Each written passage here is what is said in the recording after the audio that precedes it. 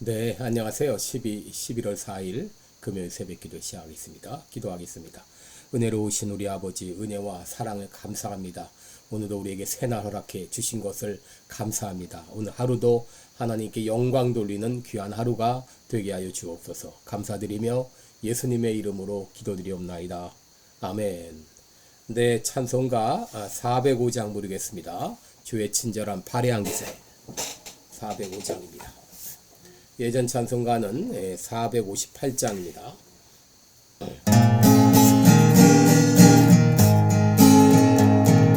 주의 친절한 발해한 기세 우리 마음이 평안하리니 항상 기쁘고 복이 되겠네. 영원하신 발해한 기세 주의 크신 발해한 기세 주의 발해 영원하신 발해한 기세 날이 갈수록 주의 사랑이 두루 광명하게 비치고 전성 가는 게 편히 가리니 영원하신 발해한 기세 주의 발해 크신 발해한 기세 주의 발해 영원하신 발해한 기세 주의 보좌로 나갈 때에 기뻐 찬미 소리 외치고 겁과 두려움 없어지리니 영원하신 발해한 기세 주의 발해 크신 발해한 기세 주의 발해 영원하신 발해한 기세. 아멘. 네, 우리 오늘은 고린도전서 15장 29절부터 보겠습니다. 고린도전서 15장 29절부터 보겠습니다. 29절로 32절까지 제가 봉독해 드립니다. 만일 죽은 자들이 도무지 다시 살지 못하면 죽은 자들을 위하여 세례받는 자들이 무엇을 하겠느냐? 어찌하여 저희를 위하여 세례를 받느냐? 또 어찌하여 우리가 때마다 위험을 무릅쓰리요? 형제들아, 내가 그리스도 예수 우리 주 안에서 가진 바 너희에게 대한 나의 자랑을 두고 너희에게 단언하노니 나는 날마다 죽노라. 내가 범인처럼 에베소에서 맹수로 더불어 싸웠으면 내게 무슨 유익이 있느냐? 죽은 자가 다시 살지 못할 것이면 내일 죽을 터이니 먹고 마시자 하리라. 아멘. 네, 우리 오늘은 죽은 자를 위해 세례받는다는 것이 어떤 의미인가 이런 제목으로 함께 말씀을 나누겠습니다. 우리 오늘 말씀을 보면 이 구절을 언뜻 보면 초대교회 당시 죽은 자들을 위해 세례받는 사람들이 있었구나 하는 생각을 하게 될 것입니다. 또 죽은 자들을 위해 세례받으면 이것은 정당한 것인가 이런 의문을 갖는 분도 있을 것이고 예수 믿지 않고 죽은 사람을 안고 죽었더라도 그 사람을 위해서 세례를 받으면 그들이 구원받을 수 있는가 이런 의문을 갖기도 할 것입니다. 여러분 실제로 몰몬교에서는 죽은 자를 위해서 세례를 주고 있습니다. 이는 죽은 자를 위한 대리 세례라고 말하고 죽은 자를 위해 세례를 베풀면 그가 벌떡 일어난다 그렇게 믿고 있습니다.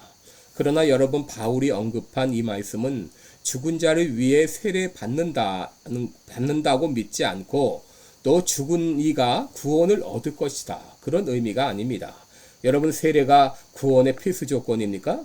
여러분 구원은 오직 예수 그리스도를 믿음으로 구원받습니다. 에베소 2장 8절에 있는 대로 너희가 그 은혜를 인하여 믿음으로 말미암아 구원을 얻었나니 이것이 너희에게서 나는 것이 아니요 하나님의 선물이라 라고 말했습니다. 여러분, 구원은 예수 그리스도를 믿음으로 구원받기 때문에 이 세례는 결코 구원의 조건이 아닙니다. 어떤 사람은 세례 받았음에도 불구하고 구원받지 못하는 사람이 있는가 하게 되면, 어떤 사람은 세례를 받지 못했지만 구원받은 사람도 있습니다. 여러분, 세례를 받아도 예수님을 믿지 못하면 구원받지 못합니다. 그런데 어떻게 죽은 사람을 위해 세례를 받는다고 그것이 구원할 수 있겠습니까? 그러므로 죽은 자를 위해 세례를 받음으로 죽은 자를 구원한다는 이것은 잘못된 것입니다. 여러분, 육신이 죽으면 그 사람은 영적으로 구원받을 수 있는 기회는, 시간은 끝나는 것입니다. 여러분, 그러면 왜 우리는 세례를 받아야 되는가요? 여러분, 세례가 구원의 조건은 아니지만 예수님께서 우리에게 세례를 받으라고 명령하셨기 때문에 우리는 그 말씀에 순종하여 세례를 받습니다. 마태복음 28장 19절에 보면, 28절에 보면 너희는 가서 모든 족속으로 제자를 삼아 아버지와 아들과 성령의 이름으로 세례를 주라 라고 우리에게 명령하셨습니다. 그러므로 우리는 예수님의 말씀에 순종하기 위해서 세례를 받습니다. 또 세례가 우리에게 구원을 주는 것은 아니지만 주로 세례받는 사람은 구원을 확신하기 때문에 세례를 받습니다. 적어도 세례 받을 때는 나는 예수님을 믿습니다 라고 고백하고 세례를 받습니다. 그러므로 세례받은 사람은 구원받은 사람으로 보통 간주하는 것이죠. 그렇다면 이 죽은 자를 위해 세례받는다는 말은 어떤 의미인가? 여러분, 여기 죽은 자는 예수님을 믿지 않고 죽은 불신자를 말하는 것이 아니라 오히려 모범적인 삶을 살다가 죽은 그리스도인을 말하는 것입니다. 여러분, 29절에서 죽은 자를 위하여 할 때 이 위하여라고 하는 말은 헬라어 피페르라는 말인데, 여러분, 이것은 위하여라는 뜻도 있지만 인하여 이런 뜻도 있습니다. 그러므로 죽은 자를 인하여 이렇게 해석할 수 있습니다. 여러분, 이미 죽은 그 모범적인 삶을 살았던 그리스도인들을 인하여 하는 말입니다. 여러분, 이미 죽었지만 그들은 이 땅에서 아주 모범적인 삶을 살았습니다. 고난에도 불구하고 믿음을 지켰고 심지어 순교를 당하기까지 했습니다. 여러분, 이들을 보면서 많은 사람들이 믿음의 감화를 받고 예수님을 믿고 세례를 받는다고 하는 것이죠. 여러분, 이런 예를 들 수 있습니다. 아내가 죽을 때까지 그리스도께 나오지 않았던 남편이 있었는데, 이제 이 아내가 죽고 나서 더 이상 그 아내를 볼 수 없다는 생각에 그는 예수님께 나와서 믿음을 갖게 됐습니다. 여러분, 그것은 죽은 후에 아내를 만나기 위함이죠. 또 어머니가 돌아가신 후에 언젠가 이 어머니와 재회하고 싶은 그런 소망에 자녀들이 예수님께 나오는 것을 볼 수 있습니다. 여러분, 많은 사람들은 이미 떠난 사랑하는 사람과 재회하고자 하는 강한 열망 때문에 믿음을 갖죠. 여러분, 이처럼 신실한 믿음의 사람은 이미 죽었지만 남아있는 사람들에게 믿음을 갖게 하는 동기가 된다고 하는 것입니다.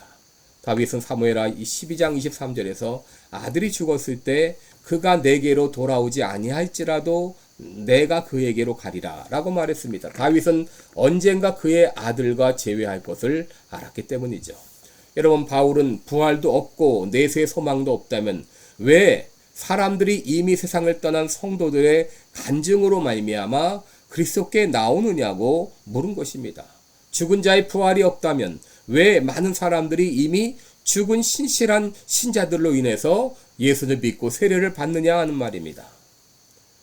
여러분, 예전에 핀란드와 러시아가 전쟁을 할 때 7명의 러시아 군인이 핀란드의 포로로 잡혀서 사형 선고를 받았습니다. 그리고 이제 내일이면 사형 집행이 되게 됩니다.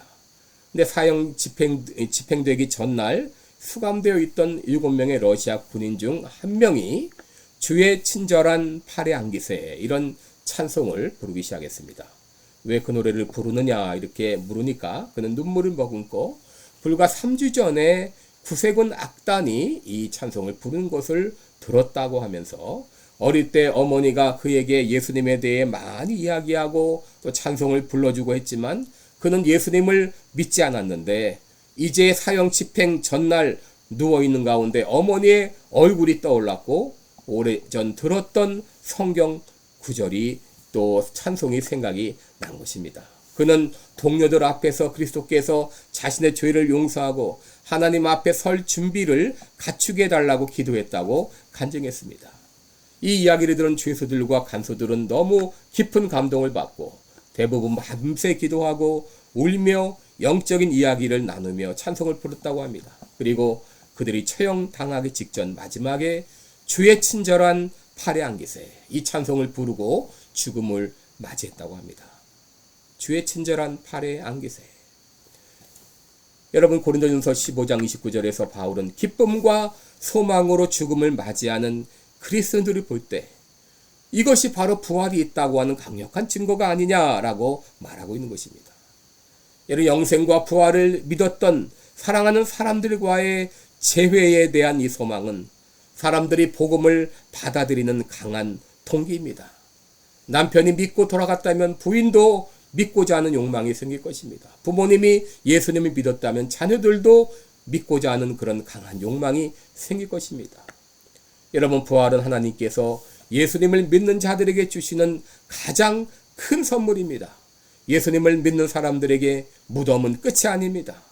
여러분, 우리는 죽음과 동시에 주님을 만나게 될 것입니다. 여러분, 부활이 없다면 왜 사람들이 그리스도를 위해서 고난을 받겠습니까? 왜 사람들이 그리스도를 위해서 죽음을 각오하겠습니까? 그들이 부활을 믿기 때문에 그리스도를 위해 죽을 수 있고 부활을 믿기 때문에 고난을 감수한다고 말하고 있는 것입니다. 여러분, 죽은 자의 부활이 없다면 왜 사람들이 죽은 사람과의 재회를 생각하며 세례를 받을까요? 여러분, 사도 바울이 유혐을 무릅쓰고 복음을 전한 것도, 그는 날마다 죽노라 하면서 죽음의 고비에 닥치면서도 귀한 사역을 감당한 것도 바로 죽은 자의 부활을 믿었기 때문입니다. 만약 그것을 믿지 못했다면, 죽은 자가 다시 사는 것이 없다면 아마도 그는 다른 사람들과 같이 내일 죽을 터이니 먹고 마시자 그렇게 하면서 케세세라사라 하면서 인생을 보냈을 것입니다. 그러나 부활은 분명히 있습니다. 죽은 자의 부활이 있습니다. 우리는 이 땅을 떠날 때 다시 살아나게 됩니다. 주님을 다시 만나게 될 것입니다. 또 이미 떠난 사랑하는 가족과 기쁜 재회를 맞이하게 될 것입니다. 이 귀한 부활의 소망을 가지고 기쁨, 재회의 감격을 가지고 이 귀한 사역 감당하는 여러분 되시기를 바랍니다. 기도하겠습니다. 은혜로우신 우리 아버지, 만일 예수님이 부활하시지 않았다면 우리는 세상에서 가장 불쌍한 자일 것입니다. 아버지, 그러나 예수님은 죽음의 권세를 깨치고 부활하셔서 우리의 첫 열매가 되셨습니다. 우리도 이 땅을 떠나는 것이 끝이 아니라 부활하게 됩니다. 우리 그 부활의 소망을 가지고 지금 힘들고 어려운 시간들이지만 잘 이겨나가는 우리 모든 성도들 되게 하여 주옵소서. 예수님의 이름으로 기도드리옵나이다. 아멘. 네, 오늘 여러분 복된 하루 되시기 바랍니다.